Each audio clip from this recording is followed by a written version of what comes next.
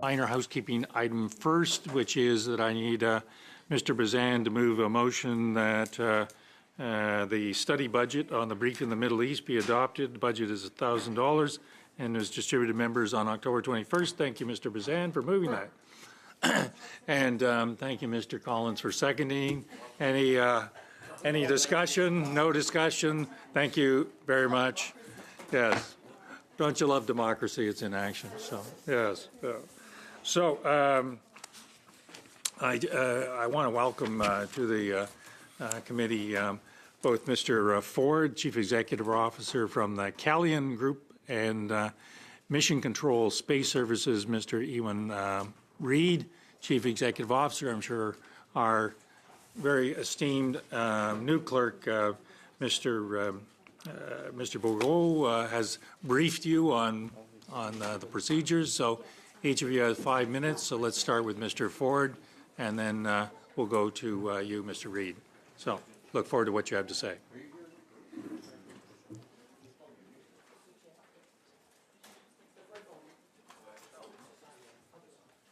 Okay, we start?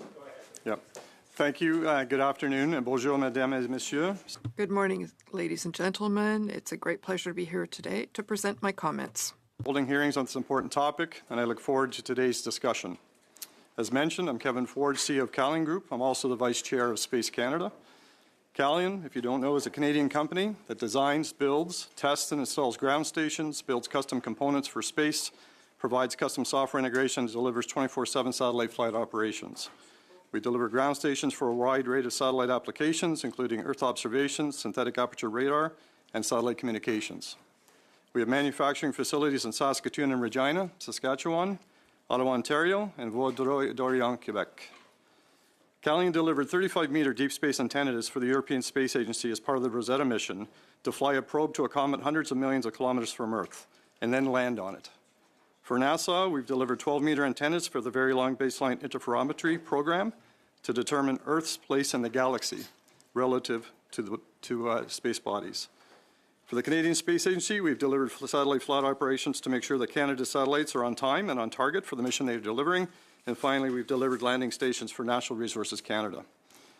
For cybersecurity, Calian delivers network security, network operations centers, and security operations centers, and emission security solutions to protect facilities, networks, and infrastructure from unauthorized intrusion. And we also deliver realistic and immersive individual and collective training to prepare the men and women of the Canadian Armed Forces for the challenge they face in operations. Canada was the third spacefaring nation in 1962 and has been a global leader in developing on-Earth and in-space technologies. However, Canada is in danger of falling behind partners, allies, and adversaries in space. The central challenge facing Canada now is the need to better integrate its commercial space sector into a national vision of what Canada will do in space. The commercial sector represents roughly 80% of the space market today, and the commercial sector is primarily driving the newest innovations and latest capabilities. The capabilities that are owned and operated by governments for civil and defense purposes are overwhelmingly developed and delivered by commercial companies. Canada's allies have recognized the need to better integrate their commercial sectors into a national vision. Moreover, they have organized to deliver the most value for their industries and national interests. Australia has integrated commercial components into their civilian and defense strategies. The United Kingdom has a national strategy that includes civil defense and commercial components. The United States has taken a similar approach through a national strategy. The U.S. Space Force has prioritized outreach and collaboration with the commercial sector and has established offices for that specific purpose.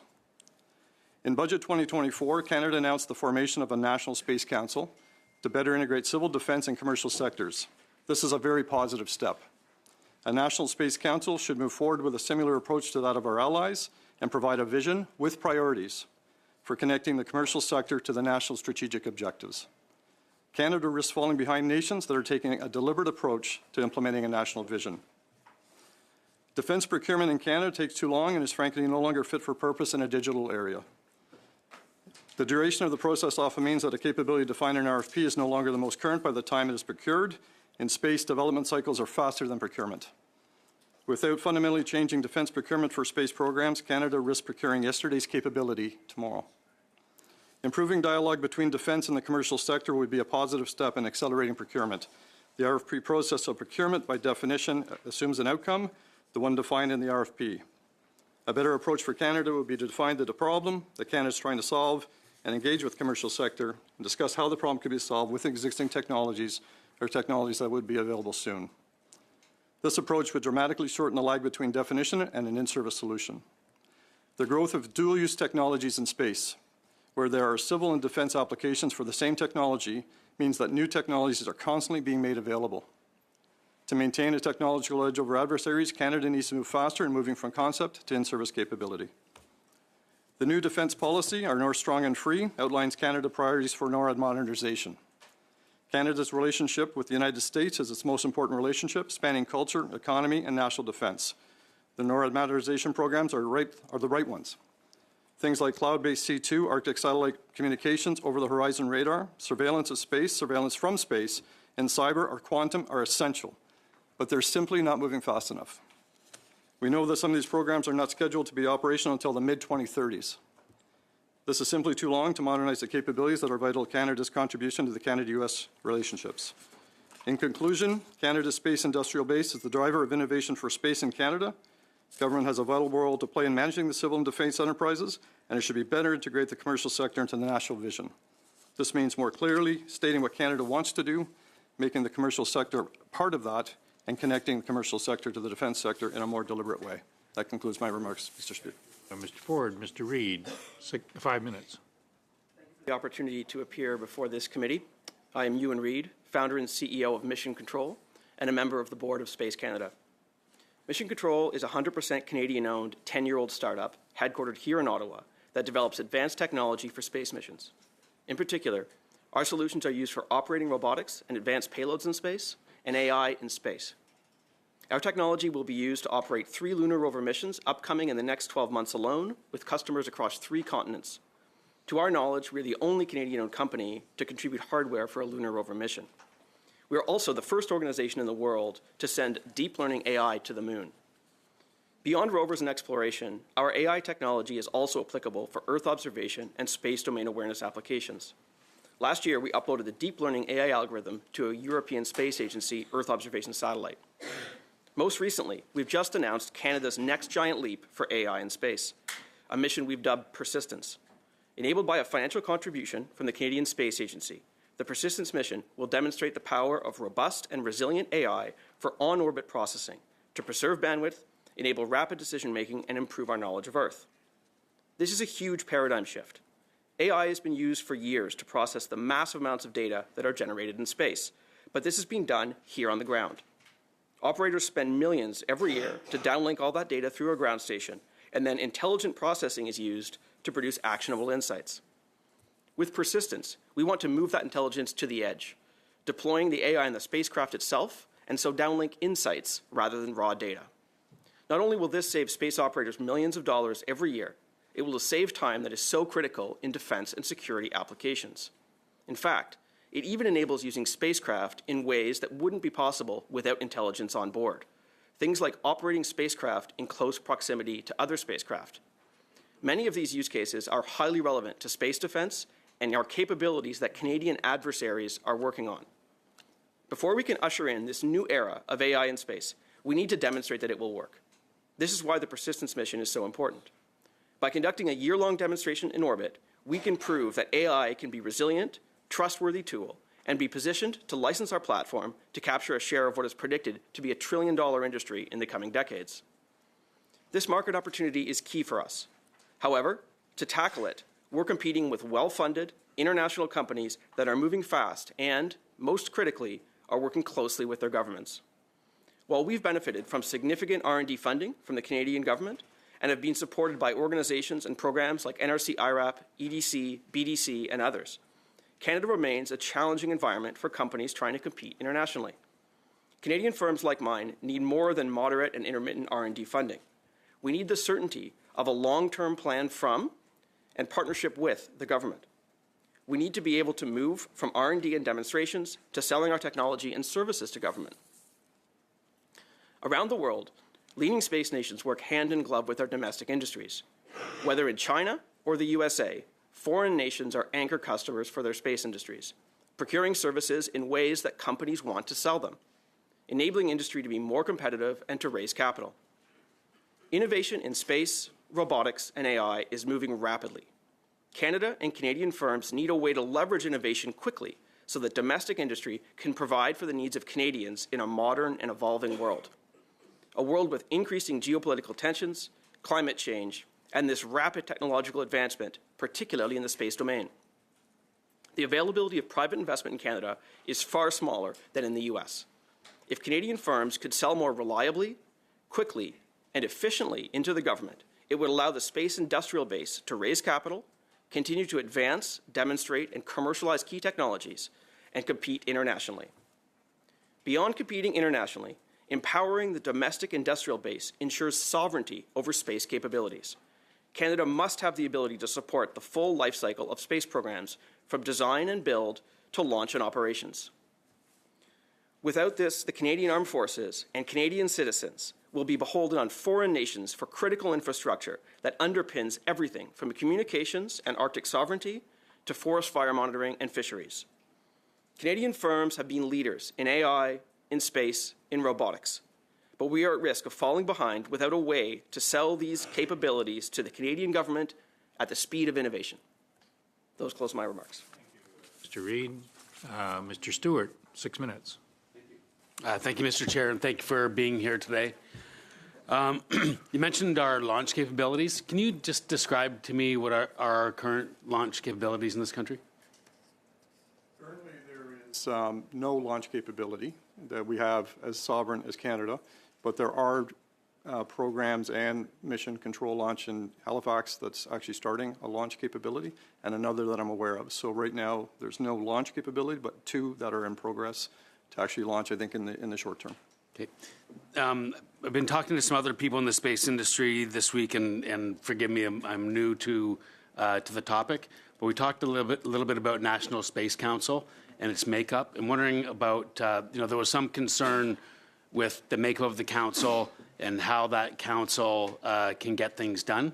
And I just wonder if you may be able to shed some light on the makeup of the council and its ability to work within the mandate that it's got. Start and I'll give my comments. Sure. I mean, we think the announcement of the council is excellent, amazing news. It's critical from industrial perspective that the Canadian government take a whole-of-government approach to space. There are so many elements that are interlinked across government departments that we're going to get the most effective use of industry with the National Council if it's functioning properly. On that note, we definitely think that this is important enough to be chaired at the ministerial level and to have at least semi-annual, if not quarterly meetings. And from our perspective, it would be great to have that centralized somewhere like the Privy Council office to ensure that it has the mandate to kind of oversee space from an entire government perspective. Does it have like an economic lens that it looks through so that private companies can, earn their return on capital and continue to invest? Well, we were actually having a discussion before the council started that there's such a critical benefit when you look at the idea of increasing defense spending. That can be done with space assets that, when they're not being used explicitly for a military application or defense application, can be used to support the common good of all Canadians, monitoring our coastlines, our fisheries, our forest fires, things like that. And that can be done through intelligent procurement, and that does provide a commercial benefit to Canadian industry and grows our industrial base, but also achieves the mandate of national defense. I would imagine most of the space assets and the satellites that go up do need to have a dual purpose, because they're from a financial standpoint and the capacity of the computing power that might be up there is such that it lends itself to the greater good of Canadians, not just the military. I think that's the opportunity.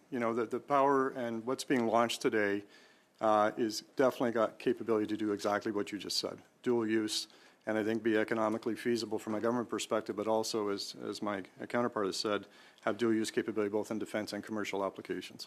Does that help speed along? We talked about procurement just briefly. Does that help speed things along? Because again, private enterprise has a different time horizon than a government might, and a different efficiency in procurement. So do you find that if there is an overlap of desire of efficiencies that it helps to get things done more quickly, or does it leave the defense capabilities behind in that case. Well, what I think is if the Canadian government is explicit about its long-term plans, then private industry can plan around that. And so they can build the capacity, the services that are required, and if they can then sell those to the government, as well as to other customers, with the government as an anchor customer, then that becomes a sustainable model, rather than the government always needing to procure, buy, and own its own asset, which is what drives the really long procurement cycles. Do you find that procurement cycle, because it's so lengthy here, that you're more likely to sell to other countries as an anchor client, and then the IP gets lost from Canada and all the associated downstream effects or positive effects that we might have had get lost? From my viewpoint, a lot of the programs that have been identified, both in NORAD modernization, those are all the right programs. I don't think it's a matter if you don't have the right programs. It's a matter, as you said, just getting those in place. There's companies investing billions in launching LEO satellites, MEO satellites. To your point, to be commercially viable, they need to find those first anchor customers. And what we're hoping is that as Canadian industry, our first anchor customers is Canadian government. How do you protect Canadian civilians? We talked about AI in the satellites, and for a military application, there's certain things that we want to get out of that that may not be, the public may not be comfortable with. How do you go about, protecting the public, communicating that no, don't worry, the satellites for military application, we're not spying on you, we're not targeting you. How can you square that away? We're launching this AI mission Q2 next year, and the big thing to note is that there's very specific applications of this deep learning. They do one very specific thing. This is not a large learning language model like ChatGPT. It can't be repurposed to do something else. It's only going to go up and do the thing it's going to do. It's going to do that thing better than another implementation of software. And by demonstrating it, we can then prove that. And I think the other thing I would say is, with the Canadian safeguards in place, we can make sure that the public is protected and safe. If it's not a Canadian capability, then the Canadian government, Canadian people have no control over it. The other question that I was thinking about with relation to that, if you have a dual-purpose space asset, are you not then exposing yourself to certain risks because you're now, with a military asset that our adversaries may find, a worthy target? I think if we can design in, and this is why I think the Space Council is so important, if we can design in basically the requirement with, as you said, both in protecting civilian and defense use cases, it can be done right from the onset. It's hard to do once these things get launched. So I think the key thing is to get that in there now, look at those dual use opportunities, speed up these programs, and then make sure that as industry we hold ourselves accountable to ensure that they cannot be hacked with regard to satellite capability. Mr. Stewart, Ms. LaPointe, 6 minutes. It's my understanding that in July, the Canadian Defence Review magazine named you Defence Executive of the Year. So congratulations on that recognition. In your interview with the Canadian Defence Review, you said that we can't take our democracy's continued existence for granted. And you highlighted the need to invest in our ability to support global reaction forces, whether it be with respect to climate change or hostile adversaries. Can you expand on these global reaction forces and how space defense capabilities may or may not be affected by these issues? Great question. I think to me, historically when we've talked about defense, we've talked about maritime, land, sea, air capability. I was in Norway not long ago, the Joint Warfare Center. Cascalion, we're now training NATO. I was at Latvia not recently. The clear message for all of us is you have to look at both space and cyber as the new domains in the context of air, land, sea, space, cyber.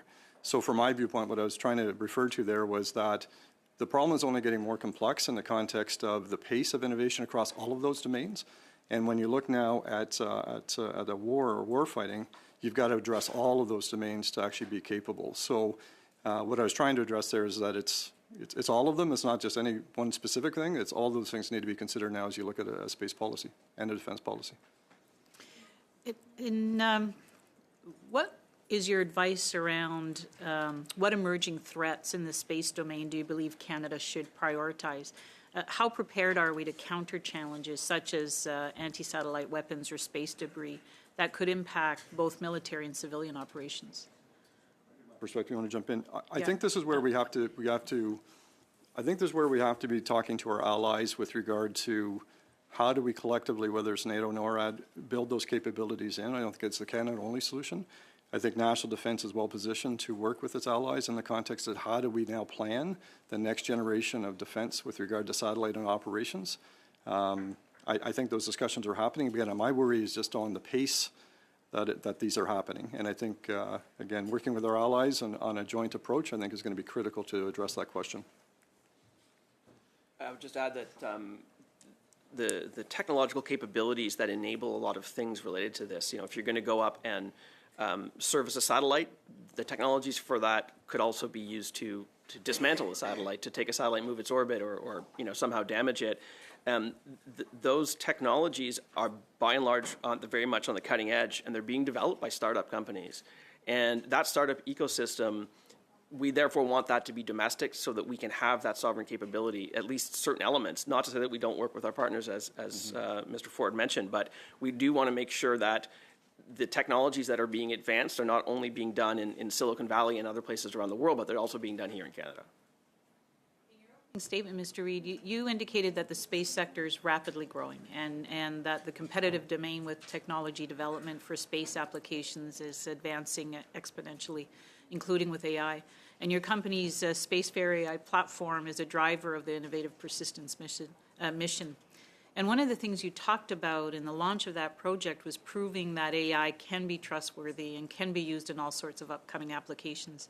Can you expand on that notion, especially as it pertains to Canada's national security?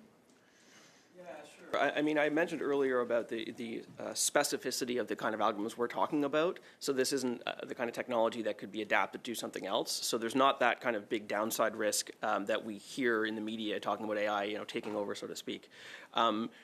Rather, it's the idea that with more and more activity going on in space, and space being inherently a difficult place to operate, there's long latency for communication signals, there's limited bandwidth in communication, limited processing power.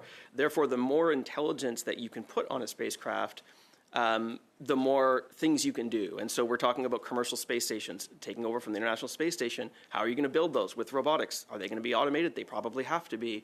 So again, huge opportunity for Canadian firms.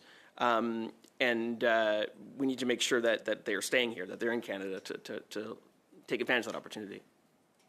And Mr. Ford, very quickly, your company has expanded to some NATO nations in Europe, and I would expect the most pressing regional issue in Eastern Europe is Russia's war in Ukraine. Are there space technologies in use against Ukraine that we should be concerned with? And can privately owned and deployed technologies present a grave risk to global security? I think we have to be cognizant that in that dual-use mindset that there is commercial space capability that can be used both in the positive and negative sense in the context of Ukraine or any area. Space-based surveillance clearly is critical. We now hear people talking about weaponizing space, which is something we cannot take for granted. We have to look at a strategy to deal with that. So from my viewpoint, again, when I'm talking with NATO, when I'm in the different countries, everyone is frankly trying to address what does the next generation of space look like. I think Canada has a unique role to be part of be at that table for sure, and offering the capability that we've got, because we uniquely are positioned with our manufacturing and engineering capability here in Canada to play the lead role in this as we decide on the next generation of space. So all this to say is absolutely it's relevant.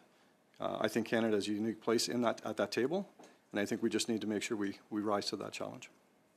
Thank you. Monsieur Sauvé, 6 minutes. Bienvenue au comité. Mr. Sauvé, 6 minutes. Welcome to the committee. Good morning, Mr. Ford. You'll maybe excuse me for the amateurish aspects of my questions, my first time at this committee.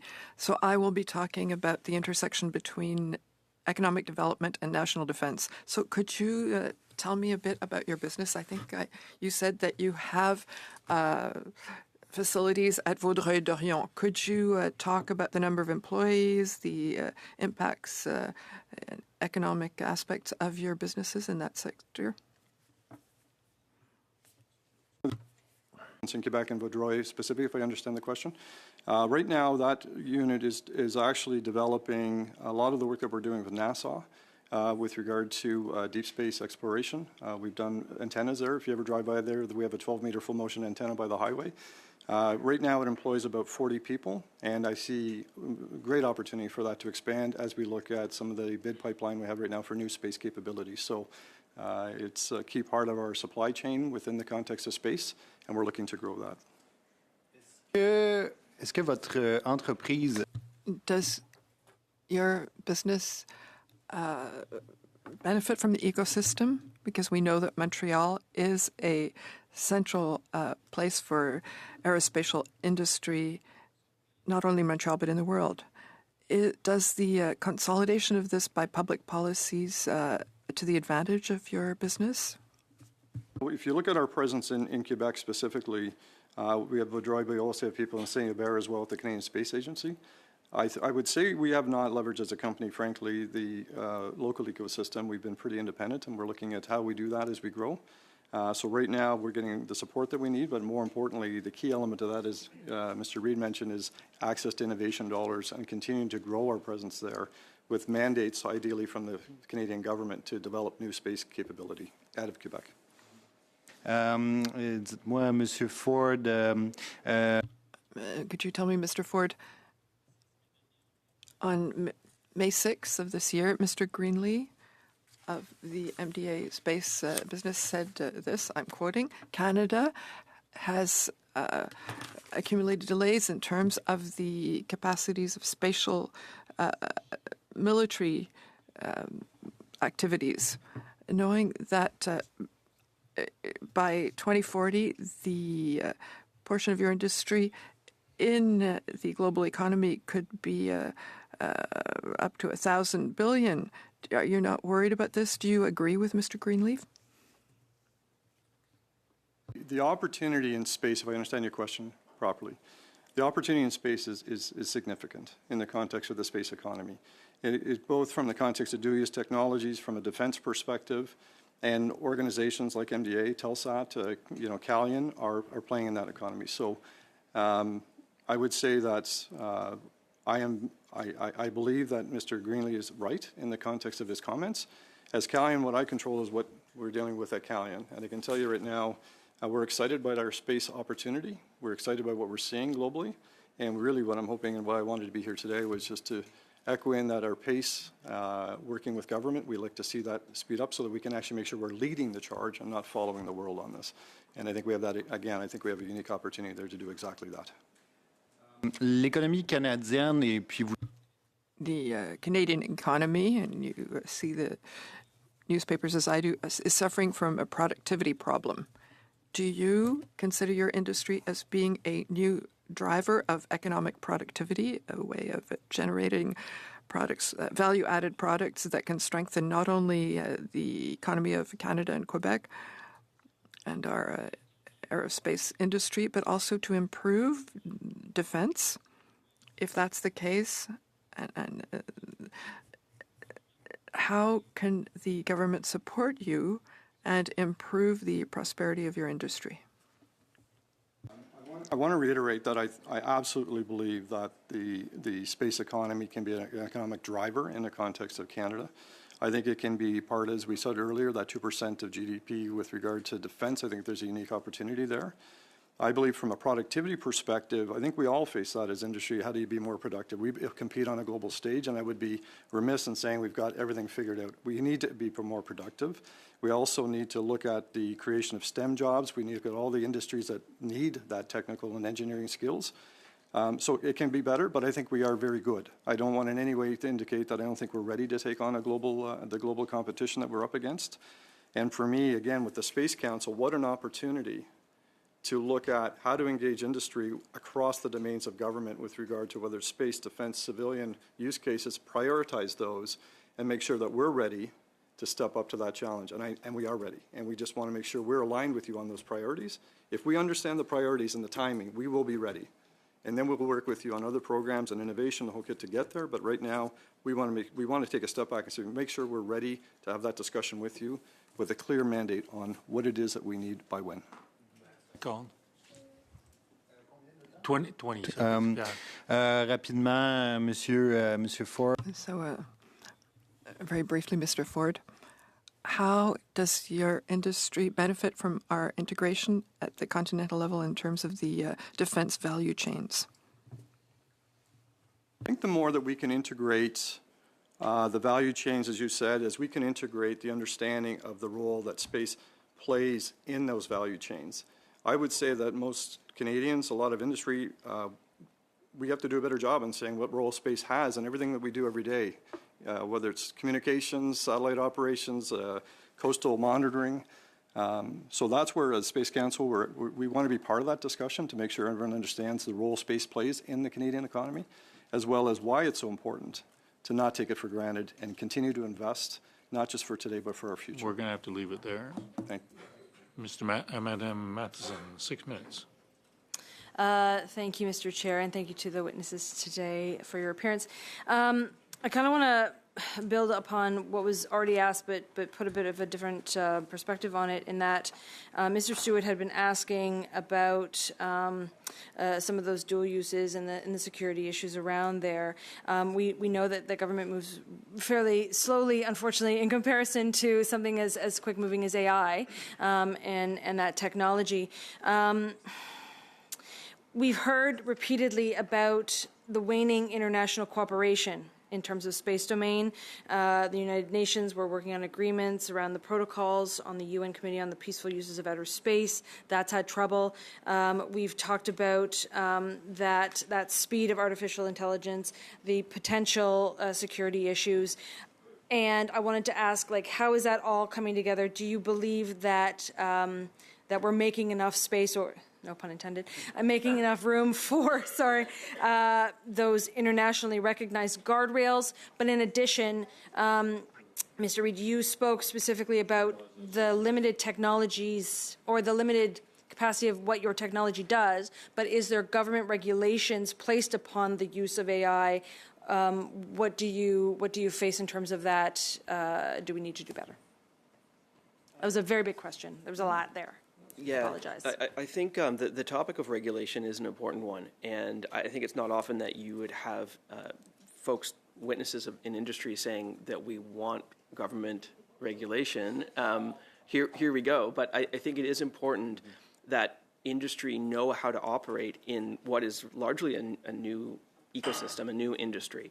We need to know, about liabilities. We need to know all sorts of different things. An example would be, we talked about the conflict, Russia's war in Ukraine. If there is a dual-use technology being used there, that may impact its ability.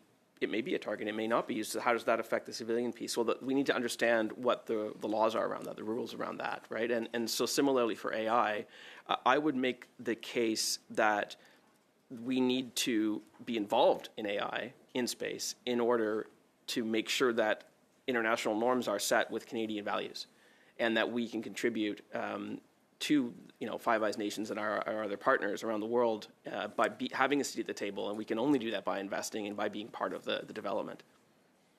But one would argue that the government has to put in regulations first before all of that technology drives it and it's out of control, no? Yeah, I think in certain cases, absolutely. And there was a question from one of your committee colleagues earlier about launch in Canada. And we are the only Five Eye nation that doesn't have domestic launch capability. And now we're working on that. And so that's great, and we're going to get there. And I think similarly with AI, we need to understand, what regulation is missing, what regulation needs to be put in place. But I don't think that's okay, don't do anything, let's go off and do a study, and we'll tell you in 5 years. I think it's it needs to be looked at the speed of innovation, as I said earlier. And are all of those, like those guardrails, are they being presented internationally in all of these other countries where Canada, like all the other countries where we are clearly behind? Are there good examples of where they've gone, where we need to go? I'd have to get back to you. Yeah. I think to me it's a great question, and it's always a challenge with innovation, because we'll talk about AI, and 2 years from now we'll be talking probably about something else, quantum. And I think to me it's, again, with the Space Council, I think there's a great opportunity for us to have a dialogue with government in the context of exactly what you just said, laying out that framework of how we move forward without pausing. The innovation element of it is a critical enabler, but to your point, we also have to go in eyes wide open with regard to policy. So I'm, as industry, and I know as the Space Council, we're also ready to sit down and talk to government about how we actually do this. The challenge is, as you said, the world is moving forward with this. and we just need to find out our role to your point. One of the dangers that I see in terms of the commercialization of space is simply that there isn't as many dialogues as need to happen in a larger humanitarian first capacity. We've certainly seen the dangers in terms of the United States, SpaceX, that monopolization. How do we ensure that we're not putting that profitability first beyond what humanity needs in terms of those peace building agreements that need to occur within that context of space? Diverse and broad space industrial base is critical. Absolutely. I think if Canada were to find itself in a situation where one or two firms held an almost monopolistic, situation, that would be bad for innovation. It would be bad for taxpayer dollars, and it would hamper our ability to set the right guardrails and regulations in place. Okay. Mr. Ford, I'm a bit concerned in terms of what we've seen regarding Calian. The Canadian Armed Forces have just signed a contract valued at about $1 billion for healthcare. Calian takes about a 25% cut for every physician, healthcare provider salaried on that contract. What's occurring in terms of the profits that Calian now experiences with its contracts regarding space? Say that, number one, I'm not sure where those numbers come from in the context of 25% cut. If you look at our actual consolidated results, that includes a bunch of, not just that health contract, that includes all of our innovation and technology and products that we sell globally, not just the Canadian government. So I don't necessarily support that comment. In the same spirit, the health contract, again, I was just in Kingston today before I got here. It's a critical component to help backstop some of the capacity challenges the military is having right now. And that's the role that we've been playing, whether it's in healthcare or training primarily. With regard to the second part of your question again, please. Chance to repeat the question because she's way past her 6 minutes. Yeah. We're now going to go to the second round. I'm sure she'll come back to you on the second round of her questions. Ms. Gallant, 5 minutes. How vulnerable are our satellites if they were to be hijacked or disabled by our adversaries via cyber attack? If they were attacked or disabled, they wouldn't serve the purpose that they were sent to out there to do. And so what's vulnerable is the services that Canadians and the Canadian Armed Forces expect from them, take for granted from them. So geopositioning, what sorts of things? Yeah, I mean, everything in space, GPS enables every bank transaction, absolutely. Those are not Canadian satellites. We leverage, satellites that were paid for and built by the American military to provide GPS for free to us that we then leverage. But all the satellites that Canada has built, RadarSat constellation mission, as our radar satellites provide, critical information for us in terms of monitoring our Earth and, climate change and forest fires and all sorts of different applications. With those go away, it's very difficult for us to see what's going on. Happens if we're attacked? How vulnerable are Canadian satellites? I think from a vulnerability perspective, I would say, like all industries, satellite, our communications infrastructure, power, any of the critical infrastructure, we have to look at it with the same light. We have to be doing assessments against the vulnerability, the capability for vulnerabilities, and looking at how we best position ourselves to protect ourselves against those vulnerabilities. I see this no different than we look at our 5G networks, our banking systems, our energy systems. And I think right now the challenge obviously with space is they're in space.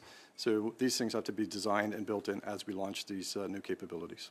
So how do we deal with these vulnerabilities? How would we defend our satellites from adversarial, spacefaring nations or non-state actors if they were to mount a cyber attack to deny the use of our satellite infrastructure? Organizations like defense, national defense, and cyber with regard to building in capability as we design these satellites. It's something that we have to do proactively. The cyber, as you know, the cyber landscape continues to get more complicated as we start thinking about AI in cyber and quantum in cyber. So let's agree that this is a challenge that we need to basically be working on proactively with industry and government and national defense at the table, and our allies, frankly. Confident are you with that our armed forces cyber defense infrastructure if an aggressive state or non-state actor were to target our satellites and the infrastructure that supports it? I would prefer to let national defense answer that question, to be honest. I think they're in a better position because I'm not in the understanding of all the elements of what DND is doing today to protect those satellites. So I think D&D is probably, if you have a position on that. Yeah. No, I don't have a position. I would just add that part of the reason Mr. Ford and I wouldn't be in a position to answer that question is that we don't have, the top secret level clearance that we would need to understand all of what the threats are, which is part of the challenge on innovation, because our companies could potentially be providing solutions that could help mitigate against those threats. But we don't always know those threats because those threats are classified. We can't get that classification level until we're under contract with the Canadian government to provide something. But we can't get under contract to provide something with the Canadian government until we know what the threat, what we're going to develop to fix the threats. So there's a bit of a chicken and egg scenario there. And so I don't think either of us can answer the threat level. Okay, so you don't even know if you're confident in our defense infrastructure. Are there any capabilities aside from the threat of cyber attacks and anti-satellite weapons at their disposal to deny or disrupt the usage of our satellites? Are there any other things that I'm not mentioning? Now, the ones you've talked about, both in cyber, I think any kind of taking over a satellite or taking out a satellite, which is also a challenge, I think we have to recognize that those are challenges and threats. I think building resilience into our networks like we do on the ground and we do in space is going to be critical to help counter that threat. Again, that's work, I think, working with government, with national defense, with our allies on how to best do that. There's no easy answer to that question for sure, but I'm confident with planning we can get there. Has CSE ever established regular communications with your company or organization warning you of any significant cyber threats or vulnerabilities? Did you say? Yes. We are not, I'm not aware of us having direct communication with CSE on that today. Do you have any communications, regular communications with any of the cybersecurity organizations within government? CSIS, for example. We provide, as Calian, cyber services. So in that context, yes, we have discussions with government on cyber. In context of the use cases or anything that we're committed or on contract to do, there's discussions around the cyber requirement for that. So I think there's ongoing dialogue, but it's generally specific to a topic or either a contract that we have today. Mr. Collins, 5 minutes. Thank you. Thanks, Mr. Chair, and welcome to our witnesses. Mr. Ford, I'll start with you. At the beginning of the study, I had asked witnesses about the politics of space in terms of the relationship between some of our commercial sector suppliers and those that we rely on. You've emphasized that our allies have integrated their commercial sector into their defense strategy. I think you've both touched on the whole issue of there's an increasing reliance on the private sector. There's tremendous benefits that come from that in terms of cost savings. There's the driving innovation, and so I think it's important that we have those partnerships with the private sector. If I look, though, at the issue of Mr. Musk and the politics of some of his positions that he has, whether it's related to Taiwan or whether it's related to Russia, some in the media, some in government positions, some in the U.S., a NASA administrator just called for an investigation into the claims that Mr. Musk has been regularly in contact with Mr. Putin since 2022. It's a sticky situation there, right? So the increasing reliance of government on the private sector, and when the private sector then has these political positions that may not jive with the government's, there's an issue. There's security issues there. Can I get your response on how governments, whether it's Canada or our allies, deal with an increasing reliance on the private sector, where the private sector entity may have different positions than we do from a security perspective or otherwise? A great question. I think from my viewpoint, number one, I think it talks to the requirement to make sure we have a sovereign capability with regard to Canada, number one.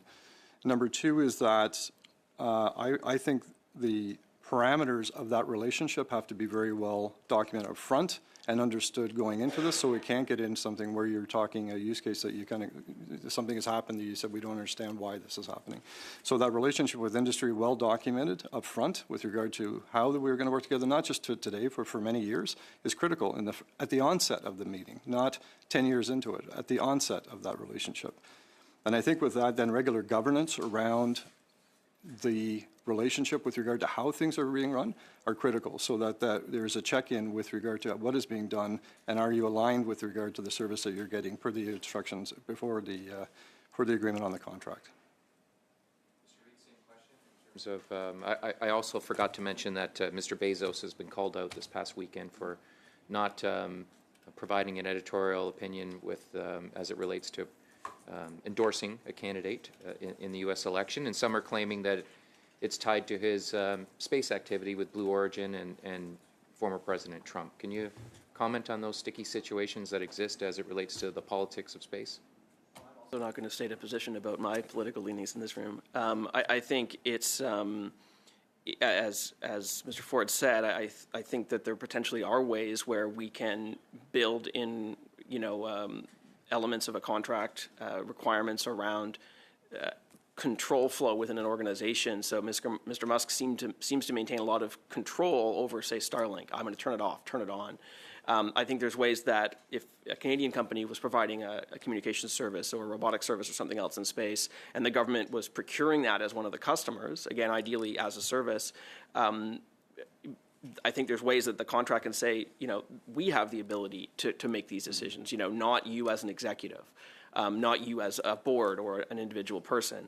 And I think, again, there are also differences between Canadian publicly traded companies like Calian and Mr. Ford and SpaceX, right, where this is completely privately owned, don't know who the investors are, and don't know what that control looks like. So I think I would certainly echo Mr. Ford's comment that it's a further argument to have domestic space capabilities. Otherwise, then we are also beholden to Mr. Musk if we want to launch Canadian satellites. We currently are, as he essentially has a monopoly. So let's find a Canadian rocket company that's going to launch from Canadian soil, the Canadian defense satellites, and at least step ourselves away from that question. Great suggestion. Mr. Ford, very quickly, I think I have less than a minute. You've talked about procurement a number of times. We just went through a very exhausting procurement study. You've talked about some of the things our allies are doing to improve that situation. Anything to learn from them as it relates to procurement related to space? Yeah, great question. I think for me, the key thing is, as a customer, if we can continue to work with the government on the requirement and what is it you're trying to accomplish, and then let us come and tell you how the best way to do that based on current innovation, based on looking ahead. I think for me, just having that opportunity to become a customer in the requirements, not feeling the pressure, frankly, to have to define the solution. I think industry is more than capable to define the solution. I think what we need to do is work with you on what is the challenge we're trying to resolve, and then let us come back to you with ideas on how to do that. I think that by fundamentally, without taking the pressure on government to have to feel like they have to tell you how they're going to build or design the house, we can work with you to, once you actually have a clear statement of requirement, to speed up that process. Monsieur Sauvé, 2.5 minutes, s'il vous plaît. Monsieur. You have 2.5 minutes. It's really too bad that we only have a few minutes to discuss, because as I listened to you, I had a lot of ideas. And earlier I was mentioning that the City of Montreal is a hub for the aerospace industry, but I also remembered that Montreal is a hub for AI. And so I would like to discuss with you for the 2 minutes that are left in terms of government participation on the development of strategy, development of the aerospace industry. How could the government develop an industrial strategy which would be to the advantage of both elements, the presence of aerospace industry and of AI, but also of the French character of the City of Montreal, which would maybe allow us to create closer partnerships with our European partners and their businesses. I would like both of you to comment on that. Point. This is the opportunity and why I'm excited to be here today. We have a moment right now. AI. The government's talked about their commitment to AI. Space, National Space Council. Aerospace, defense spending. I think there's a unique opportunity right now to work with industry in a consolidated fashion in looking at how do we best leverage this amazing country we live in and the skill set that exists across this country. I have people in Saskatoon. I have people in Ontario. I have people in Quebec. I am ready to basically invest in making sure that they're ready to go to help meet these challenges. So from my viewpoint, your question's a good one, and why I'm excited to be here. Because I think we have a unique opportunity, because all of these things are coming at us at the same time. The Space Council, we're excited about if they can actually work on addressing this issue. How do we actually look at all of those things you said, AI, space, defense, and take a concrete step ahead in a consolidated fashion, so as industry, we're not trying to ascertain what the priority of the day is. Okay. 2.5 minutes, Madame Masson. So I guess I have to pick up where I left off in terms of an explanation and whether or not you agree or whatever with the percentages. And if you wanted to put forward those numbers to the committee, that would be great in terms of those profit margins. I am concerned about how that relates to the space-related contracts that you now hold, and that was my secondary question. However, just to maybe work it into the 2.5 minutes that I have, we were talking about that monopolization of space and the separation from where government needs to go. Calian has often, we've heard within our outsourcing study here in this committee that there were a lot of programs that were designed specifically by Calian for the furtherance of outsourced programs, and there was a designing of their own. So in terms of that monopolization of one company, how do we further protect, or how does the Canadian government further protect against that monopolization, specifically as it exists, where we're constantly outsourcing to specific companies that are then writing their own contracts to further their own profit margins? I would say that we do not write our own contracts to further our profit margins. We actually run many contracts, and we do that in the spirit of the contract that we're given. The procurement process is quite clear with regard to companies not participating in requirements that they're going to compete on later on, and we've actually backed out of many RFPs where we're not bidding because their team was involved with requirements. So the way this works right now, from our viewpoint, I think the system works in that contract. It does not allow the monopolization, and in the same spirit, it allows there are specific barriers in place that if you are working on the requirements, you are not allowed to actually bid on the follow-on piece. So we've not had that, from my viewpoint, we've not had that issue. I may be ruled out of order. We'll see. It's just, I would argue, so the Liberal government announced a $144 million contract to expand health services to be responsive to women and gender diverse military personnel. And then 1 week after that budget, your company posted a call for applications for OBGYNs on the new Women's Initiative. And then you posted an application under job responsibilities, listing, review, update, rewrite the Canadian Forces Women Health Program. So just in response to your question, that I had asked for your response, that's where that comes from. I did want to ask another question For your about question, space. that's it, 2.5 minutes. 5 minutes, Mr. Bazan. Thank you, Mr. Chair, and I welcome both our witnesses. Thanks for being here. Mr. Ford, you come with a unique perspective. You've got 14 years now at Calian, about 14 years in Department of National Defence and Materiel. With that perspective, and you're talking about the RFPs getting outdated too fast, how do we fix this? How do we make this work to, do things like NORAD modernization and put the Canadian mark in space from a national defense perspective? To me, to be honest with you, I have, private industry has a lot of the same issues. I don't think this is unique to government. There's always so much to get done and only so many resources and time to do it. So from my viewpoint, number one, just prioritizing what are those things that need to happen in some logical order here and prioritizing it. I think right now we've got to recognize that the capacity challenges, that there's only so much you can do in parallel. So what are the things we need to move forward to the front of the line, get focus on those, get those done, then move to the next wave, and then to the next wave, and to the next wave.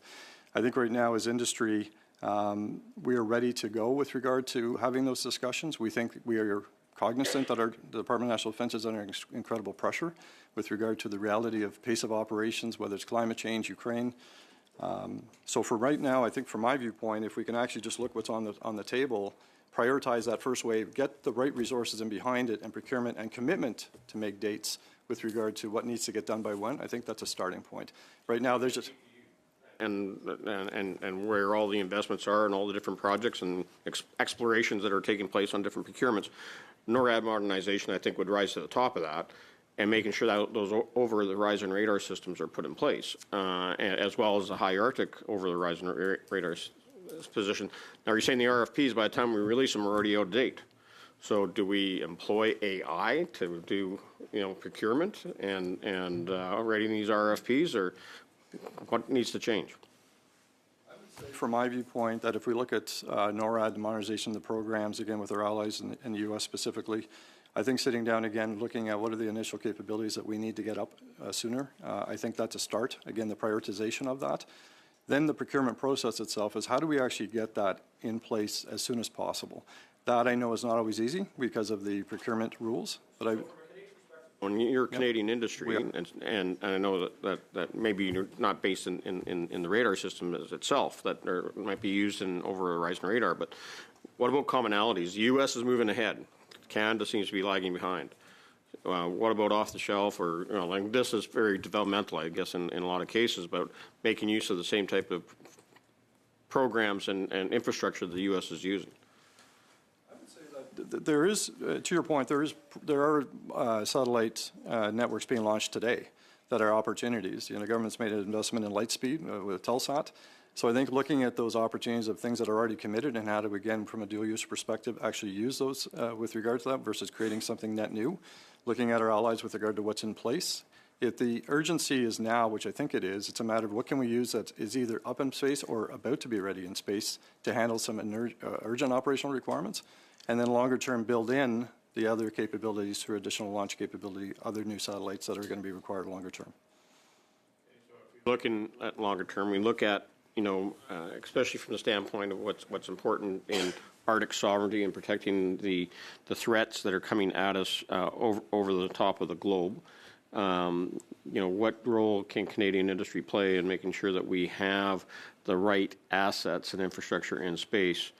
Is it more low Earth orbit satellites? Is it more ground-based North Warning system? Is that going to be archaic within the next year or two, never mind today, as well as the complete amalgamation of various platforms, whether it's unmanned or not?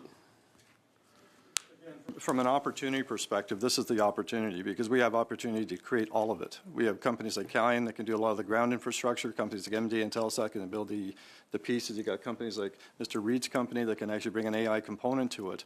So I think that's the opportunity, is all of it's relevant in Canadian industry construct. There's really nothing I don't think we can actually take on and build with the right framework and governance around that. Mr. Reed may want to comment on that with regard to the capability. Well, just with, having an understanding of what the Canadian government, Canadian Armed Forces needs are in the longer term and having that stated, then industry can position themselves by going out as a startup. We can raise capital and say, look, we know the government needs this, so we're going to go raise that capital, we're going to build that capability, and then ideally find a way to sell it into the government where we're not waiting for an RFP in a very long time frame, but we are launching a capability and saying it's up there, and one of our many customers could then be the Canadian government procuring that particular service. In the case of my company, maybe it's an onboard AI that's telling you right now there's a dark ship. This is where it is, or this is where a forest fire, whatever the application is. Maybe we have other customers as well, maybe other government departments. Unfortunately, I have to leave it there. I apologize again. Madame Lambropoulos. Thank you, Chair. 5 minutes. Thank you, Mr. Ford and Mr. Reed, for being with us today. I'm going to ask 2 questions, and each one is for each of you to answer. So we can start with Mr. Ford and then move on to Mr. Reed. In your view, how can the Government of Canada help promote Canadian companies outside of Canada?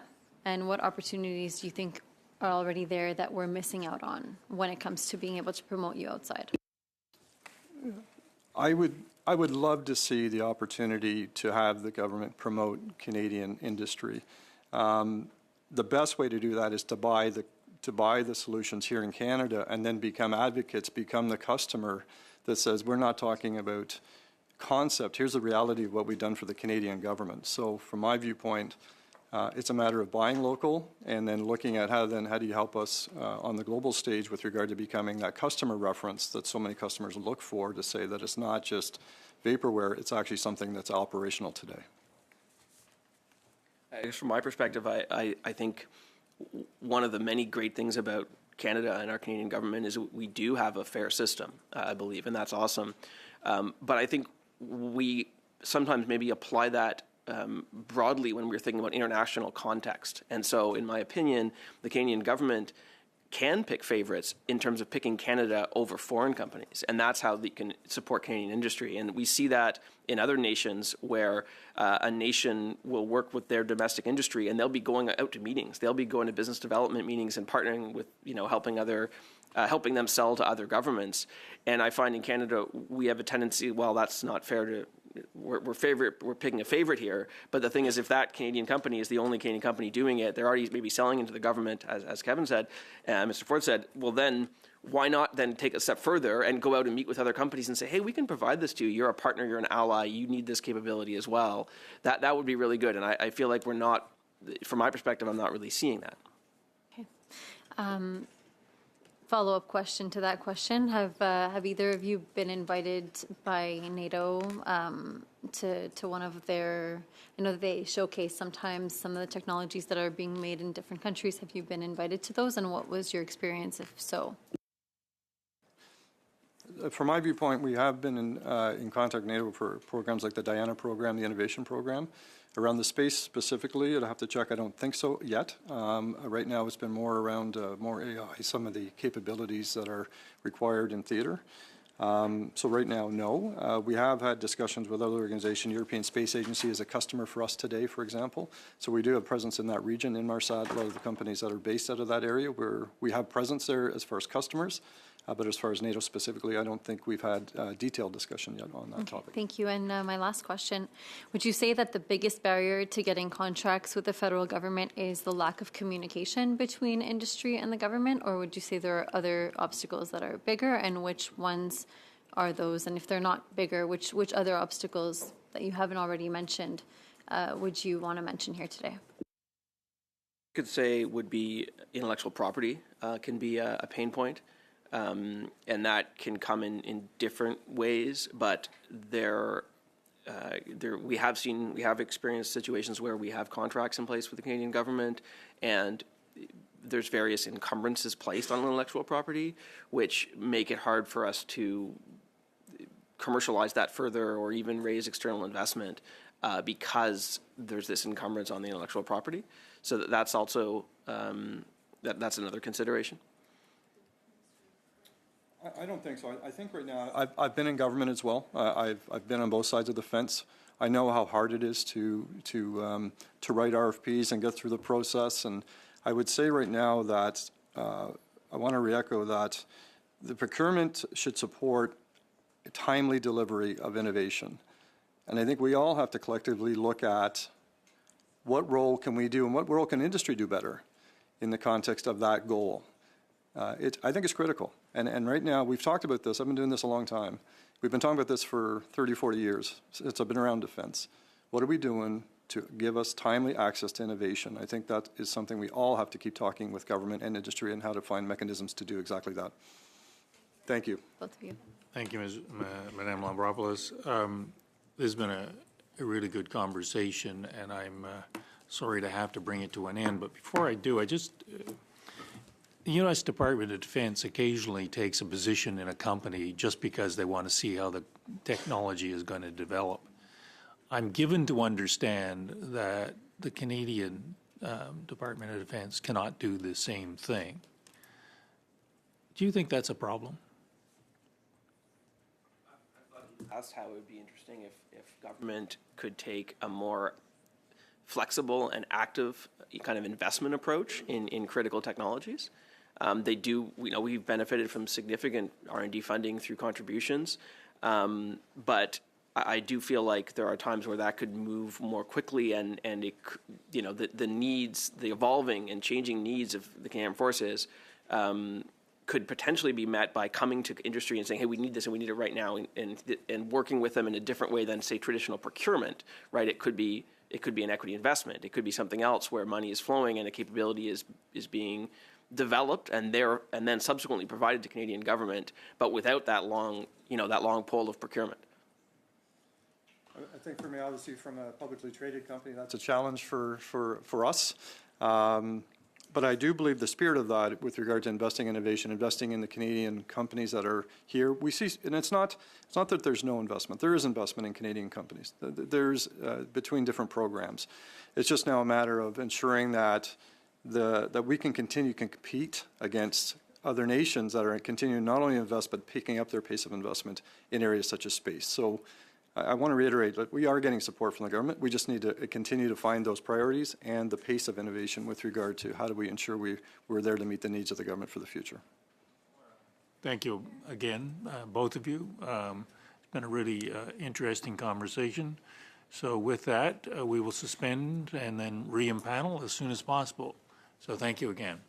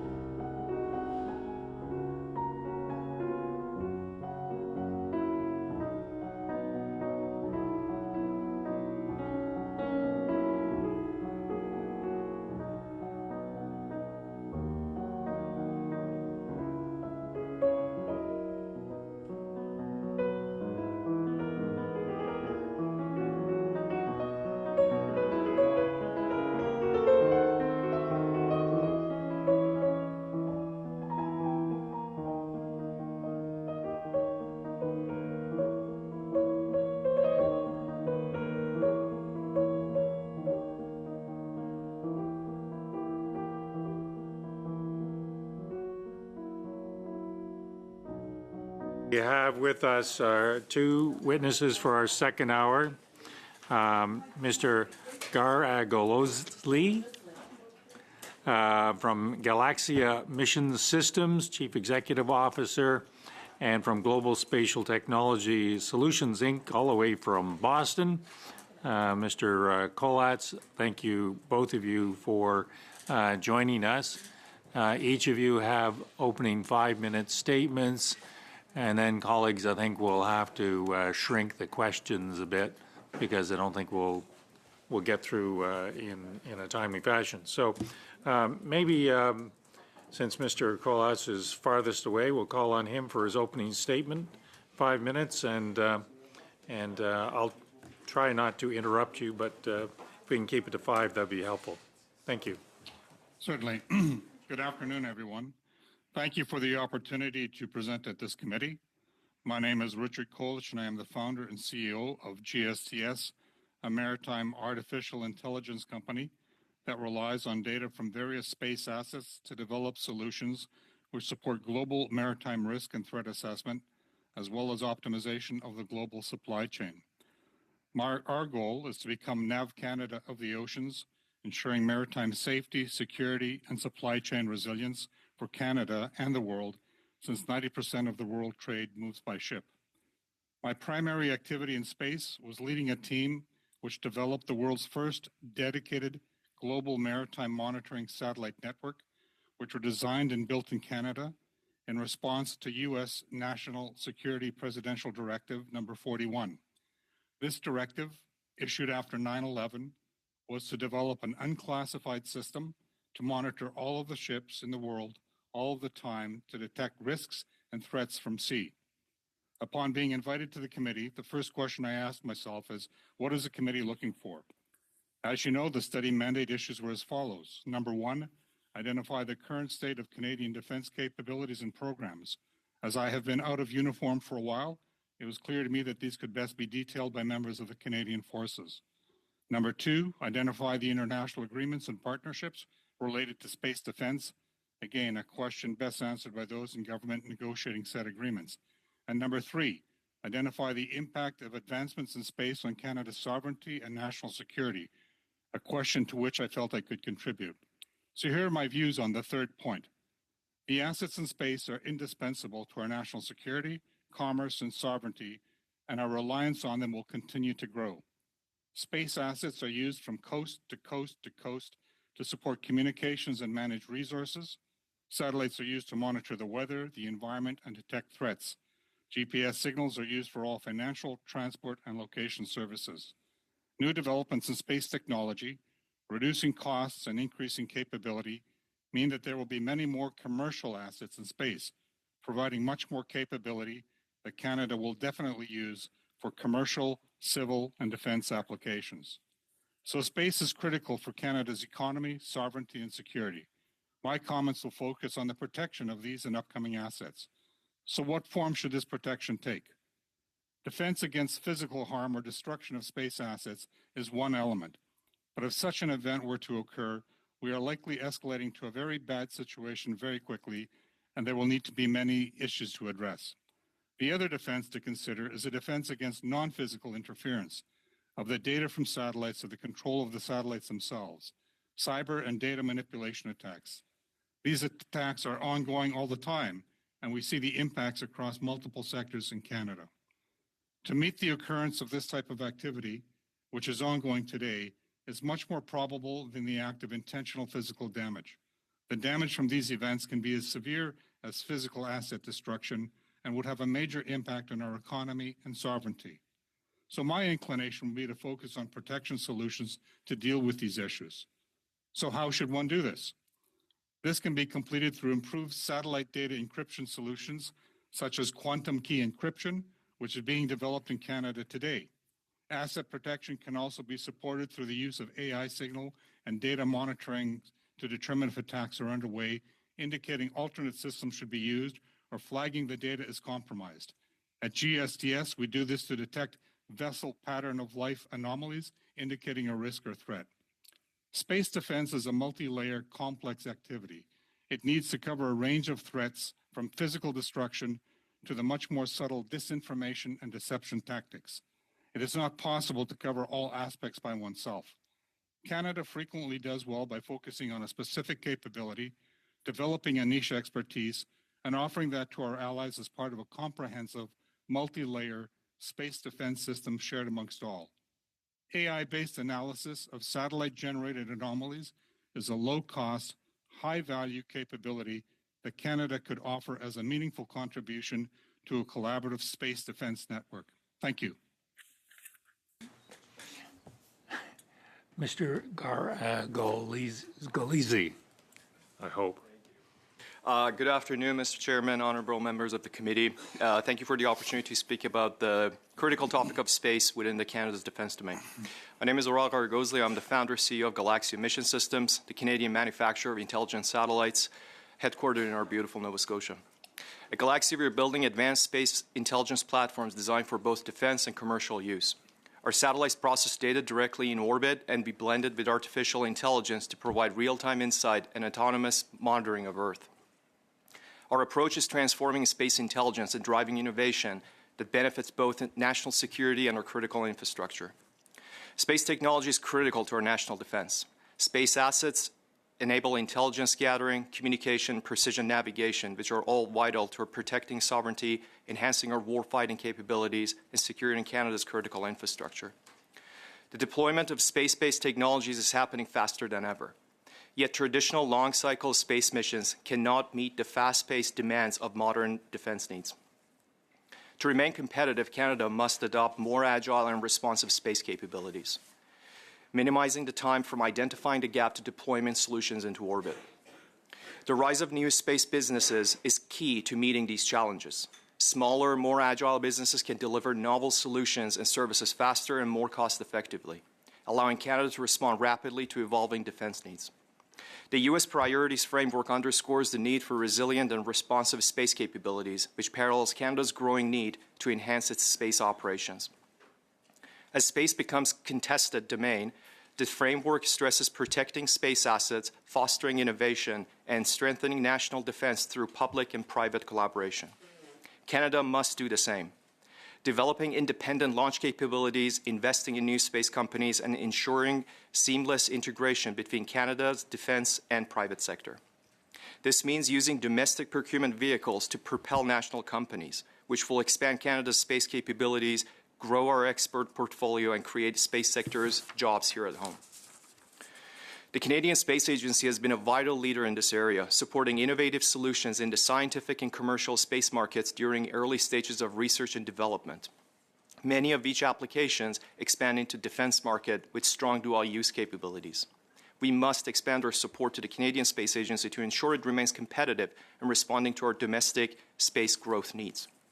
We must also modernize defense procurement programs to accommodate new space economy into its supply chain, specifically in the form of prime contractors. This means increasing the frequency of projects in contract formats, ensuring long-term evolution of the industry, job security, and innovation sustainability. Establishing the National Space Council was a positive step, as was creating the 3 Canadian Space Division, but we have more work to do. Current long-term bureaucratic procurement processes create barriers for Canadian new space companies, restricting innovation, slowing progress. Streamlined procurement mechanisms will enable private sectors to engage with government projects and contribute cutting-edge technologies to it. A space-independent Canada with robust defense capabilities is essential for our long-term security and economic growth. By embracing new space companies that are emerging, we will build a strong space sector right here in Canada, supporting both commercial and space sectors. This can be achieved if our public procurement process is ready to adopt the new ways of innovation that our allies have already adopted. By accelerating the growth of our domestic new space companies, updated defense procurement policies and streamlined communication channels will also allow a flow of information to identify gaps and allow private sectors to respond swiftly. Lastly, space is complex and costly. We must increase the support to the Canadian Space Agency to ensure research and development of essential space capabilities continues to grow. The day we build a space-independent Canada by maximizing the use of our domestic talents and skills to push the boundaries of what is possible in space, is the day that Canada will become a future-ready nation with strong defense and commercial capabilities that will reach beyond our borders. Thank you.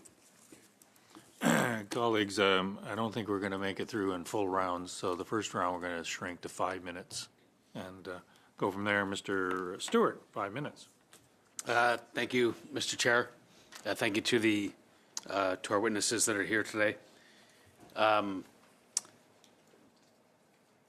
Is D&D in government procurement frustrating? Don't everyone laugh at once. It's not as much as it's frustrating. Again, I'm talking from a company size of Galaxia, and we established about 5 years ago. It's just the method of procurements that are fairly outdated. So when we're looking at the similar type of procurement process down in the United States, they've got a very specific process in place to deal with new space companies that are outside of the norm of your procurement processes. So in that sense, I think we do need to modernize those processes to make sure we can respond to projects that are not necessarily taking 2 years to just go through in contracting phase. So an end-to-end project of 3 years from awarding until, for example, deploying into a space could be faster. I think that's something that's specific to software or space assets or, I'm just thinking about in your industry, the replacement cycle, the evolution of the products must be so fast. Then we heard this on another committee earlier, that by the time you get something out the door, it may be redundant or it needs to be upgraded, et cetera, et cetera. Is that kind of, for you as a business, it kind of runs down into wasted time and energy if things can be speeded up from a 2-year process to a 1.5 years, say, even by that much? I mean, again, talking from a company our size, time is of essence for us. So, like, it's very difficult for a company, a new space company, to just last about a year and have to go through a contracting phase for you to kind of keep your talents, your skills in place. What kind of intelligence is it that you gather with your, I know you said your software and nano satellites? So we do manufacture the spacecrafts with software capabilities. Our spacecrafts are capable of autonomously scanning for any sort of anomalies. As I mentioned, we do have some applications in critical infrastructure, gas line monitorings and things like that. However, in defense, we have many in maritime, land-based, and air-based systems. So specifically in a military application, can you give us an example?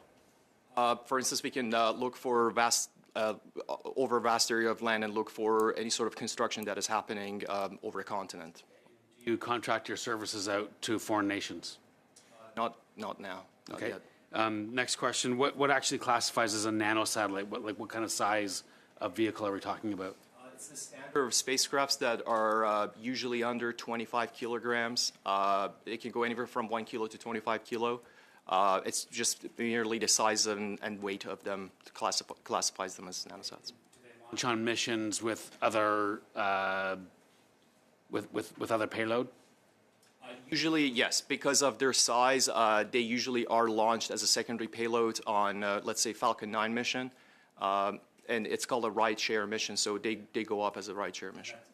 Being launched from the United States at the moment, or there are several launch vehicles that do that. A lot of our launches happens through SpaceX. We talked earlier about having to have guardrails on our applications, like how we're thinking about military civilian applications for space assets.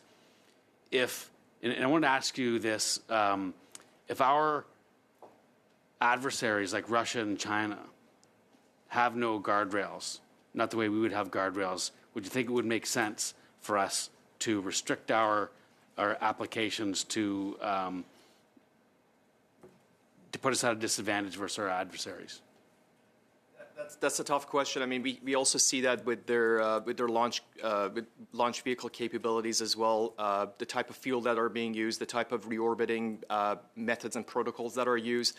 For example, for China, I would say there's less oversight on that, so it really hinders the progress once, you have these kind of guardrails in place. But it does slow down the progress. So. Do they have similar assets in space as what your company's producing? I'm not aware of anything specific. Okay, So your company's producing something truly unique? No, I'm just like not personally aware of that system existing. Okay. Do you think that in space, the biggest risk that we have right now is space to ground, ground to space, or space to space, in terms of the risks that we have to our military or civilian spacecrafts? On an offensive side, or on just kind of a passive risk? Well, on offensive side. On offensive side, I would say probably ground to space, space to space are the largest. Mr. Pawlowski, 5 minutes, please. I'm new to this committee, but it seems to me when we're talking about defense, and particularly with Arctic sovereignty, any way you slice it and dice it, it would seem that to protect the Arctic, given the vast size of our northern regions, that any sort of attempt to monitor our borders is going to involve a lot of use of satellites. From everything from monitoring to the weather to the communications, everything seems to go through satellite. Mr. Kolaz, I believe, talked about cybersecurity, and in talking about what seemingly anti-satellite weaponry, which I gather some countries are developing, that we or you do not have and haven't. Or have you been contemplating what, if anything, you can do in terms of protection from anti-satellite weapons? Because it would seem to me that our defense is very wrapped up in our satellite communications. What, if anything, can we do to ensure that we're not totally dependent on satellites, and the possibility that some other country, by taking out our satellites, could severely undermine all of our defenses, particularly in the north? Would you like me to comment on that, or just? Either or both of you. Go ahead, Arid, if you want to start. Yeah, I think the risk of space assets being attacked cannot be negated. But one of the ways that we can kind of get ahead of that is launch responsive systems. So these are the systems, the type of satellites that are ready to be launched, and that is an ecosystem around it. So it's not just the spacecraft itself, it's the launch vehicle that is ready to be launched, it's the launch operation and CONOPS. So these are satellites can be up in orbit under a month or two at times, or even less than that. So I think one way that we can get ahead of that is have these launch responsive capabilities in place, so in case something happens, we have the mechanisms to be able to re-enter more spacecrafts and add more assets to that. So that's one thing I would add. I'll pass it back to Richard. Thank you. Yeah, I mean, that is a correct statement, but what is the probability of somebody physically taking out a satellite? It is much less than somebody taking over a satellite electronically or disrupting the flow of information. We currently monitor the Arctic every minute by taking a look at images and signals from a vast array of satellites. The ability to remove all of those commercial satellites, which provides now probably over 80% of the surveillance and communications capability, is a huge challenge. Taking out certain satellites that provide strategic capability is a different thing. So it really is, what is the likelihood of an event occurring, and what is the impact of that event? So again, the activity that is going on today, which we witness across various nations, is that somebody is disrupting the flow of information. So not a hostile act of war, but enough to disrupt the economy. And economic defense is national defense. So it's a question of how does one manage that capability. So I take it from what you're saying, there might be certain value in numbers in terms of satellites, that we've got enough satellites up there that taking out one or two or a handful of satellites wouldn't make us vulnerable, that there are enough other alternatives. Is that part of what our defense is? It depends on what those satellites are doing. Certain satellites are very specific, detecting nuclear launches, issuing nuclear launch codes, not for us, but for our allies. Those are very, very specific. But if you take one of those out, we're in a totally different world. The loss of communications, navigation satellites, surveillance satellites that are up there right now, the numbers of them provides a redundant or a certain amount of capability in itself. Having a coalition, a vast amount of capability, is a defense mechanism in itself as opposed to having one asset. Is that what modern intelligence networks try to do, is to ascertain which satellites are doing what? So if they want to take out a satellite, they would know that? Is that something that espionage, counter-espionage nowadays does? Yeah, well, I can't comment on what they do nowadays, but what I can say is that information can come from a vast amount of sources. Some satellites can specifically look for very specific signals, and those would be a high-value target. That is correct. I think you're reading a few too many espionage novels. Yeah. Mr. Sauvé will ask his questions in French. So prior to asking him, can you make sure that you're able to receive the translation? Correct. Okay, Monsieur Sauvé, 5 minutes. Mr. Sauvé, you have 5 minutes. Mr. Garagosli, I don't think I would surprise anyone here by mentioning that the issue of sovereignty is something that's of great interest to me. Not Quebec sovereignty, but actually Canadian sovereignty in this case. So you mentioned the need for a country to have launching bases for satellite systems. I would leave the questions in terms of national security to my colleagues from the official opposition. My concerns are more economic. In Quebec, we have areas that are needing to be revitalized on the economic development side. And I don't really know very much how if you want to build such a launch base, how much does it cost? How is that funded? How many jobs are created? And what are ideal sites where this can be built in Canada and preferably in Quebec?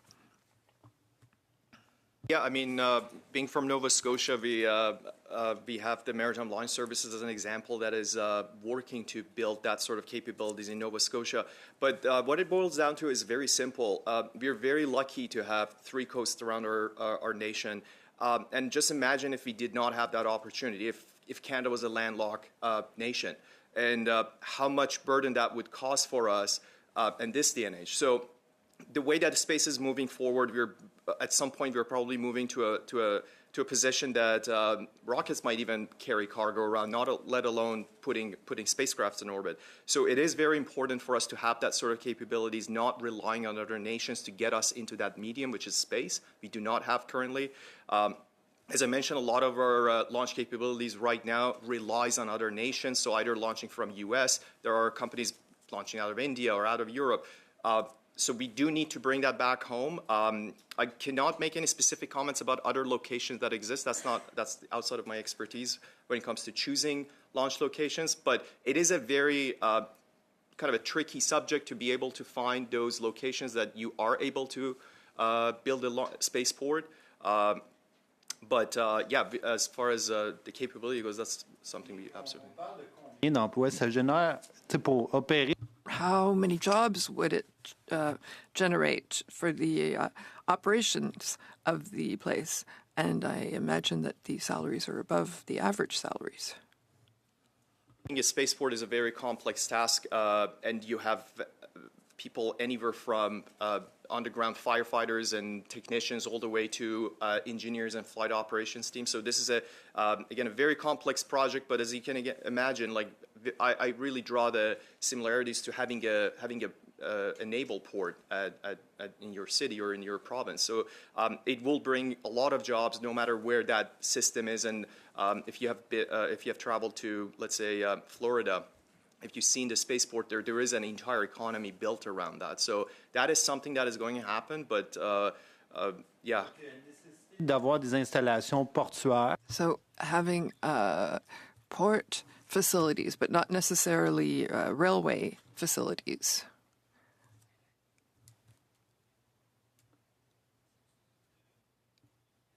Well, maybe I'll move to the next question. Mr. Kolach, you mentioned the risks that there could be in terms of attacks on satellites. So I don't know a lot about this, and I'm not asking you for instructions for use. How do we defend these satellites? Things we've all seen James Bond movies like GoldenEye. Are we worried about nuclear explosions that'll destroy all electromagnetic facilities? I would like to know what you have to say about this. Yeah, again, there are people in our Defense Department that can comment on that. The act of physically, intentionally destroying a satellite, I believe, constitutes an act of war. So the likelihood of that event occurring and how it can be achieved is a fairly significant thing. So you can intentionally destroy a satellite. There are ways to do that. There are things like electromagnetic pulse that can damage satellites, and then there are the more subtle activities that can take place to disrupt your satellite, trying to alter its performance without you being aware of it. So, I mean, it's really a subject that, is best discussed by people in the military. And then even then, a lot of those capabilities, I'm no longer in uniform, but a lot of those capabilities cannot be discussed publicly. Mr. Sauvé. Madame Matheson, 5 minutes, please. Mr. Garagosley, is that right? Okay. You you've come to us from there was a project that was funded by the Canadian Space Agency and developed by the Dalhousie Space Systems Lab, right? This was a specific project. Is there a way for the Canadian government to replicate this this lab-based system? How specific was this to Dalhousie? Is this something that we can fund into greater existence, I suppose, throughout our university system, so that we're investing in that education piece of what we saw from Dalhousie? That was a purely Canadian Space Agency project. It was, at the time, it was called Canadian CubeSat Project, CCP, which now I think rolled into Cubics, I believe. And it's a CSA-funded project that goes out to universities. And Dalhousie University was one of the 15 universities that received that. Each province received one funding of that. And I cannot stress how important that project was to generating a lot of talents and engineering students specifically who graduated through that program, working on those kind of projects and came out with very strong backgrounds and started fielding into our current space. And I would say for Galaxia, almost 90% of our employees right now were the graduates who were part of that. And thanks to that project, they came out and having a very strong background in space. Sorry, so this exists in other universities as well across Canada? It exists, yes. So Dalhousie Space Systems Lab was just that organization. I actually started that when I was at Dalhousie. So it was just the name of the organization. But the project itself that really propelled that DSS was the Canadian CubeSat project, now called CubeSat. Funding continuously now? Or? I believe it still has funding, but again, it's honest, it cannot get enough funding. All right, thank you so much. In terms of, I want to go back to what we had discussed in a previous panel. There was a conversation about, for SMEs within Canadian industry, the difficulty that they have in terms of like a chicken and the egg process of companies don't know what the Canadian government needs because they don't have security clearances, but they can't determine how they best serve the needs of the Canadian government without those security clearances and that. Can you talk about that from your company's perspective? And then I'll move to Mr. Kolas to answer the same question. Yeah, I mean, I would echo the exact same things. It is a persistent issue, I would say, across the board for companies. Specifically, I'm talking about space. As I mentioned, new space companies are very good at inventing things because we have a very low overhead. We are very agile. We can build things very fast. But if you don't know what needs to happen, then you're just chasing nothing. And the second issue of that is, once you have these capabilities, you really need easy ways to be able to sell this to the Canadian government, to build a case that you can go international with it and make it an export product, and that doesn't exist right now. Which again, the models of that already exist in U.S. For the DoD or even like with Space Force. So how do they get around? And Sarah, I will go to you, Mr. Kalas, for the other responses. But how does this also? So you said that the Americans, they get around this. So how do they do that?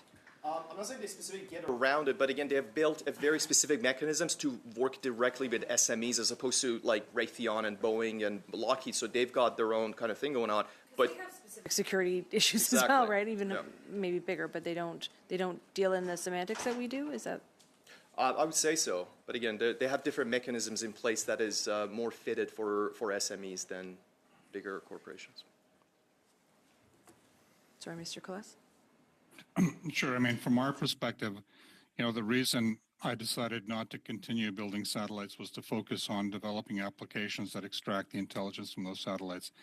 So classified programs represent a small percentage of the overall space activity that goes on. The largest company or country in the United States does a lot of work in that area. But if you come from that domain, you actually sort of know the things that they are looking for, apart from something very specific. So you're looking for threat detection. You're looking for communications capability. So in our domain, which is focusing on developing applications using the assets, 80% of the capabilities that are available now are offered by commercial satellites. At one time, they would have been considered classified. So our focus is a little bit different.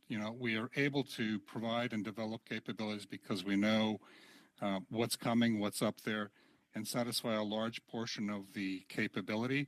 The reason that I launched those satellites was that the United States wanted an unclassified solution for tracking the ships, so that they could use their funding to develop the classified system. So by Canada developing an unclassified system, it took a lot of burden off of the classified assets that we would have had. We're going to have to leave. We're going to have to leave the answer there.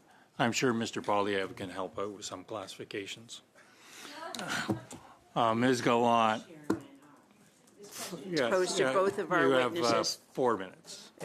To both of our witnesses, does your technology have an automatic mechanism to report anomalies and uninterrupted and that are potential threats to NORAD? So if your technology detects an anomaly, or maritime anomaly, for example, is there an automatic mechanism to send that directly to NORAD so it appears on their screen? So from our capability at the moment, we are providing information. D&D is using our system right now. They are not, I do not believe, forwarding it on to NORAD, but it could very easily be done, basically just by giving them a password and logging into the system, detecting threats unclassified based on the pattern of life analytics of a vessel, for example, entering the Canadian EEZ. Log in. NORAD would have to log in. There's no way for them not to have to just go surfing for one of these anomalies. You can't just. No, this system is operating today. In fact, when the war with Ukraine started, and I listened to the Minister of National Defense said, we'd like to know where all of the Russian vessels are and what they're doing, and how many years it'll take us to do that. I directed my team to start providing that information immediately, free of charge, which we've been doing for the last 3 years to the Government of Canada, saying we have that information right now, and here are the vessels, and here are the threats. So that technology is available right now. Able to detect these shadow vessels that are transporting Russian oil to buyers? Yes, you can. In an event that Canada were to be engaged in hostilities with a foreign actor, how can your product or service be of use to defend Canada and assist our armed forces to successfully perform their mission in combat, besides what you've already mentioned? Yeah, well, the primary one is being able to detect vessels that are a risk or a threat. So whether those are vessels running an embargo, ships are using it today when they go to an operating area to identify a vessel that may be smuggling drugs, weapons, or people. So that pattern of life analytics that we are doing with our system today using unclassified space assets is in operation today. In fact, we've been deployed on Canadian warships operating in international operational capabilities, as well as to organizations ashore. Being impacted by a cyber attack? Sorry, have we been? Yes, have you been impacted by it? To date, we have not. Okay, and these questions also apply to your company. Do you have a means of signaling automatically to NORAD or the Canadian Defense any anomalies that you detect? The way that we are designing our spacecrafts and all the environment around it is very software driven in a sense. So that means we can take any sort of information and we can relay that into C3 command software. So it could be posted into that or any other platforms that our clients would use. So it is portable for sure. If it were a notification, would it help to be automatic? Would it not? Yeah, it is automatic. I'm just saying it's like the destination is just up to the client where it needs to go. So it can be implemented to that automatic can be text message to your phone if you want to. Okay, so the defense organizations would have to subscribe to that service in Iran. Do they? Currently? Yes. No. Even the Canadian Defense Organization? Yeah. CAF doesn't utilize your capabilities? Not right now. Yeah.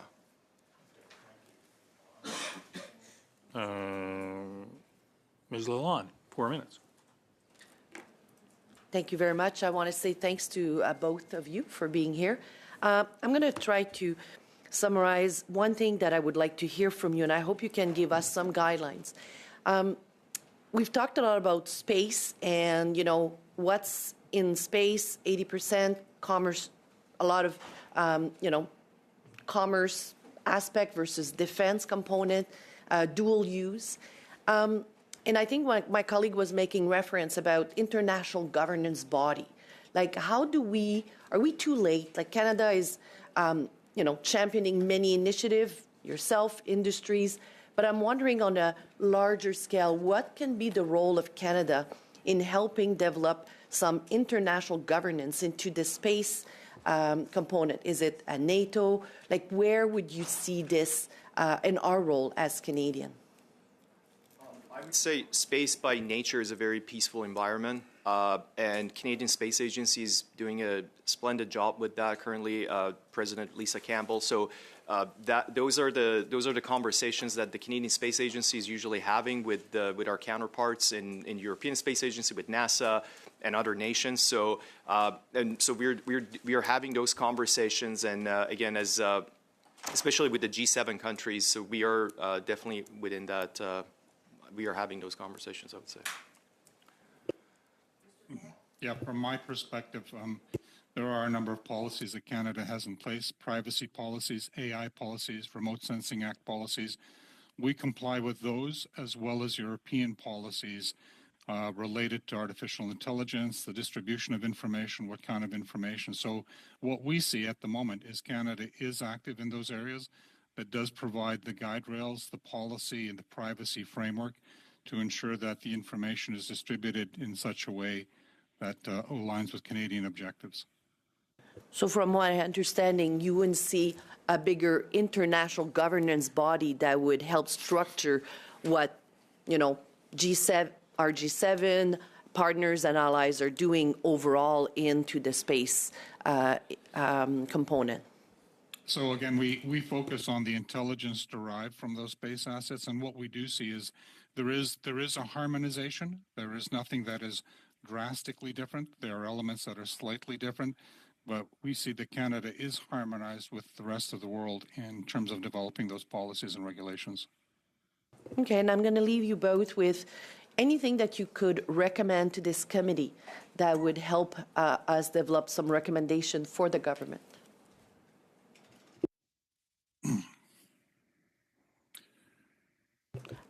Mr. Kolak? Well, again, given that we are an organization that derives intelligence from the assets that are up there, what I have found working with the Space Agency and the Defense Department is projects that allow us to demonstrate the validity of what we do are extremely useful. They're worth 10 times the amount of money we get. So we're developing new capabilities to manage vessels, for example, to support supply chain resilience and identify risks. And we've been funded under a number of different programs, Ocean Supercluster, SDTC, DRDC, IDEAS. So the ability to validate the technology, it was the same when we worked with the Space Agency. Every time they launched a satellite, there was room for a new technology. That is invaluable, and it gives us a competitive edge, actually, over some of the other people. We would all like to see more money, but the opportunity will be demonstrating the world's first air traffic control system for ships using satellite technology along the St. Lawrence Seaway from the North Atlantic approaches all the way into the Great Lakes. The ability to validate and show that capability to the rest of the world is hugely important to us, and we'd like to see those programs continuing. Minute and a half, Monsieur Sauvé. Monsieur Kolach. Mr. Kolach, your company works in the maritime sector. We talked a lot about dual-use technologies in the study. There's something that is very dear to me. It's the fisheries. We have seen in the media the use of marine animals for espionage purposes by some countries. Can you explain how military technologies that are developed can also be used for other purposes, the protection of whales or other sea mammals?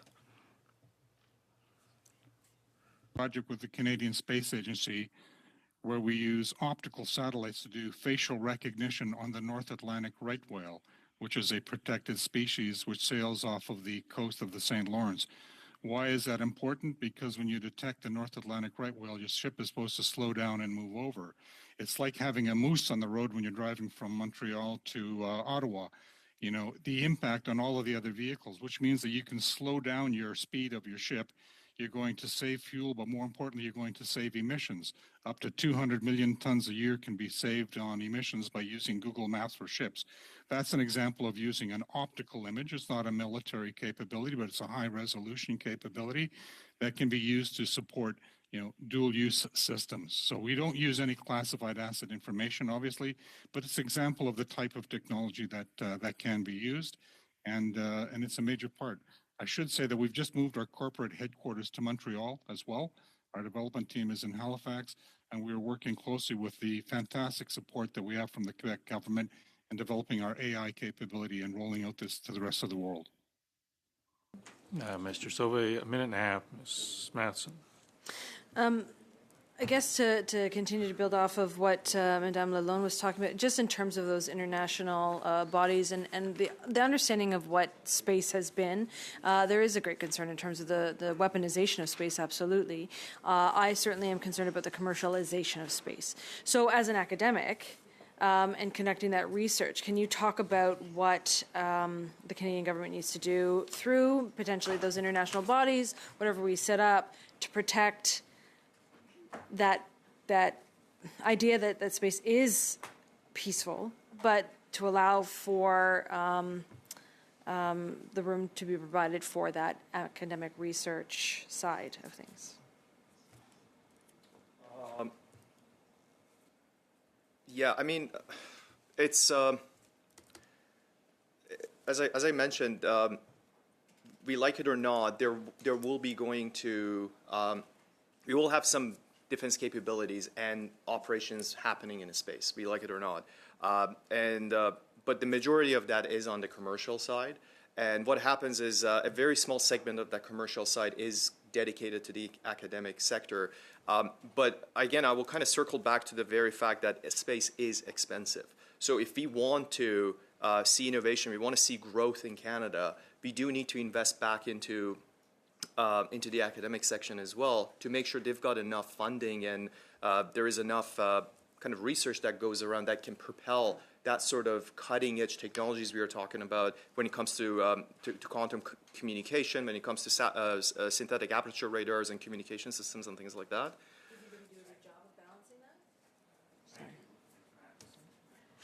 Mr. Bazan, 4 minutes. Thank you, Mr. Chairman. Thank you to our witnesses. On the nano satellites, what type of, like, you're miniaturizing everything, and definitely technology is advancing. What's the lifespan on a nano satellite, knowing that you're going to have smaller battery and everything else that will limit life expectancy? Most nanosatellites can survive the low Earth orbit, which is about 500 to 600 kilometers. They can survive that for 3 to 4 years, usually less than that. And depends if the spacecraft comes back to Earth to deorbit. And if it stays up there, again, you're dealing with the very harsh environment of space, primarily the radiation environment.